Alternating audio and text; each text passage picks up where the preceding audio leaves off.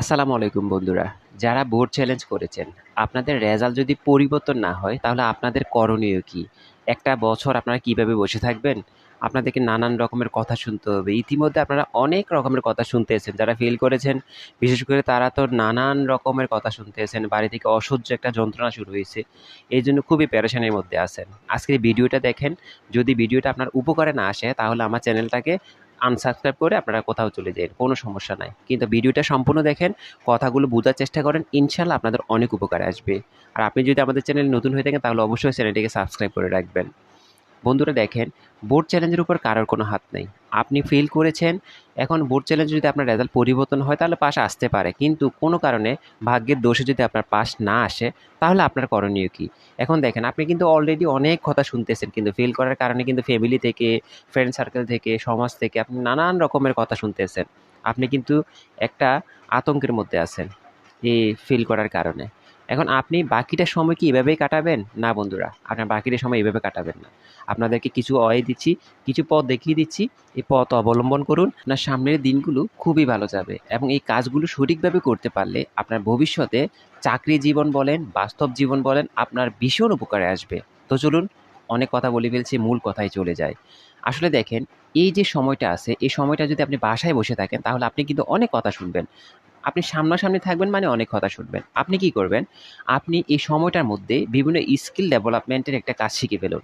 মানে হচ্ছে কি দেখেন, আপনি যদি ঘরে বসে না থেকে আপনি যদি একটা কম্পিউটার কোর্স করে ফেলেন, তাহলে কম্পিউটার কোর্সটা করতে গেলে আপনার কিন্তু ওইখানে দিনটা চলে যাচ্ছে এবং আপনি একটা কাজের মধ্যে ইনভলভ হয়ে গেছেন। তাহলে এই কম্পিউটার কোর্সটা আপনার সামনের জীবনে ভীষণ রকমের উপকারে আসবে। যেটা যারা পড়াশোনা করতেছে, যারা কম্পিউটার কোর্স করে নাই কখনো, তারা কিন্তু এই সম্পর্কে কিচ্ছু জানে না। তারা কিন্তু এটার উপলব্ধি করতে পারবে না কত উপকারে আসবে। সেজন্য বলতেছি, আপনারা চাইলে কম্পিউটার একটা কোর্স করে ফেলতে পারেন। যেমন অফিস কোর্স আছে, অফিস কোর্সটা করে ফেলতে পারেন। যারা সময় নিয়ে একটু কাজ করতে চান, যারা ফ্রিল্যান্সিং করতে চান, আপনারা জানেন যে গ্রাফিক্স ডিজাইনের প্রচুর ভ্যালু এখন। আপনি গ্রাফিক্স ডিজাইনের কাজটা করে ফেলতে পারেন।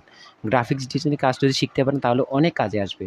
এখানে ছেলে-মেয়ে কোনো নির্ধারণ করে না। আপনি ছেলে হলেও করতে পারেন, মেয়েরা যারা আছেন মেয়েরাও করতে পারেন। কোনো সমস্যা নাই। মেয়েরা বর্তমানে বিভিন্ন সেক্টরে কিন্তু কাজ করতেছে।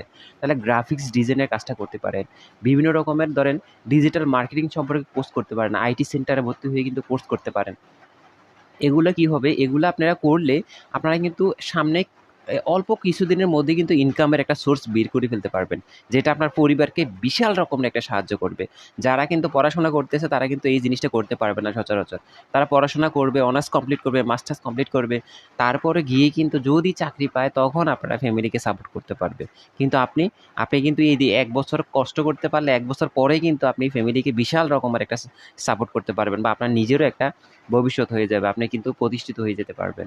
এজন্য বলি, আপনার জন্য একটা পথ খোলা আছে। আপনার জন্য এটা বিশাল উপকার হবে এটা। সেটা আপনি কিন্তু কোনো রকমের কোনো দিকে না তাকিয়ে আপনি কিন্তু এই কোর্সগুলো অবশ্যই কমপ্লিট করবেন। আপনাদের কাছে একবার অনুরোধ থাকবে, আপনারা কম্পিউটার কোর্সটা কমপ্লিট করেন, আপনারা গ্রাফিক্স ডিজাইনের কোর্সটা কমপ্লিট করেন, আপনারা ডিজিটাল মার্কেটিং সম্পর্কে একটু ভালোভাবে একটু পড়াশোনা করেন, ডিজিটাল মার্কেটিং সম্পর্কে বিভিন্ন রকমের আপনারা স্কিল ডেভেলপমেন্টের কাজগুলা করেন। তাহলে দেখবেন ভবিষ্যতে আপনারা যখন চাকরির জন্য আবেদন করবেন তখন আপনাদের সিভির মধ্যে সিভিটা অনেক ভারী হবে।